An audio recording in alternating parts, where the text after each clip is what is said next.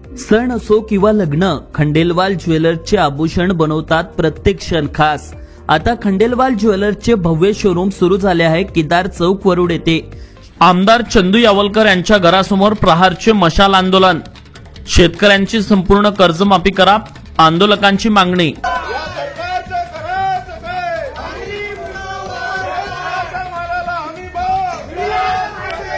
शेतकऱ्यांच्या कर्जमाफीच्या मुद्द्यावर प्रहारच्या कार्यकर्त्यांनी शुक्रवारी रात्री आमदार चंदू उर्फ उमेश यावलकर यांच्या घरासमोर मशाल आंदोलन केले। यावेळी या ठिकाणी मोठा पोलीस बंदोबस्त तैनात होता।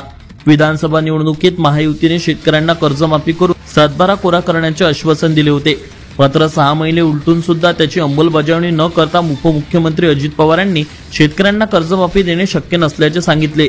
त्यामुळे माजी राज्यमंत्री बच्चू कडू यांनी मुख्यमंत्री देवेंद्र फडणवीस यांच्याकडे कर्जमाफीची मागणी केली होती। अन्यथा राज्यभरातील 288 आमदारांच्या घरासमोर रात्री मशाल आंदोलन करू असा इशारा देखील दिला होता। सरकारने शेतकऱ्यांच्या विविध मागण्या पूर्ण कराव्यात, निवडणुकीपूर्वी आपल्या जाहीरनाम्यात केलेल्या घोषणाबाजीची पूर्तता करावी, तसे कर्जमाफीच्या मुद्द्यावरून घुमजाव न करता शेतकऱ्यांचा सातबारा कोरा करावा, अन्यथा राज्यभर ठिकठिकाणी मशाल पेटू। 11 एप्रिलला महात्मा ज्योतिबा फुले यांच्या जयंतीच्या दिवशी रात्री 11 वाजतापासून आमदारांच्या घरासमोर मशाल आंदोलनाचा इशारा बच्चू कडू यांनी दिला होता। त्यानंतर 11 एप्रिलला शुक्रवारी वरुड येथील आमदार चंदू यावलकर यांच्या निवासस्थानासमोर प्रहारच्या कार्यकर्त्यांनी मशाल आंदोलन करून लक्ष वेधून घेतले। यावेळी या ठिकाणी मोठा पोलीस बंदोबस्त देखील तैनात होता। यावेळी रात्री 11 वाजता प्रहार कार्यकर्त्यांनी एकत्रित येत हातात भगवे झेंडे व पेट्या मशाली घेऊन आंदोलन केले। यावेळी आमदार चंदू यावलकर यांनी आंदोलकांशी सकारात्मक चर्चा करून त्यांचे निवेदन देखील स्वीकारले। तसेच प्रमुख रास्त मागण्यासंदर्भात मंगळवारला मुख्यमंत्री देवेंद्र फडणवीस व उपमुख्यमंत्री अजित पवार, एकनाथ शिंदे यांच्याशी चर्चा करेल। मी शेतकऱ्यांच्या पाठीशी आहे, कर्जमाफी झालीच पाहिजे, दिव्यांगांना वेळेत मानधन मिळालेच पाहिजे, रोजगार हमी योजनेअंतर्गत शेतकऱ्यांची कामे झाली पाहिजे असे आश्वासन दिले। आंदोलकांशी सकारात्मक चर्चा झाल्यानंतर आंदोलन स्थगित करण्यात आले। यावेळी या आंदोलनात माजी जिल्हा परिषद सदस्य अनिल खांडेकर, तालुका अध्यक्ष प्रणव कडू, मोर्शी विधानसभा संघटक प्रफुल्ल गोहाळ, दादू महाराज, माजी नगरसेवक चंदू कडू, नईम खान, इलादर काकडे, उपतालुका प्रमुख अजय बहुरूपी इत्यादी पदाधिकारी व शेकडो प्रहारचे कार्यकर्ते उपस्थित होते। Avinash Bansod, Amravati today news, Warud.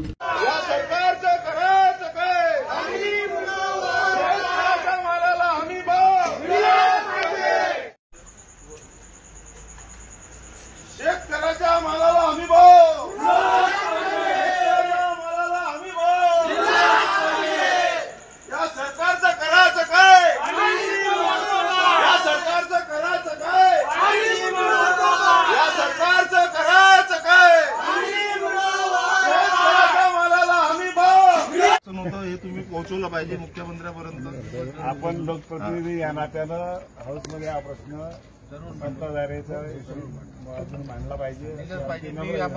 सरकारनं कर्जमाफी केली पाहिजे बोलल्याप्रमाणे।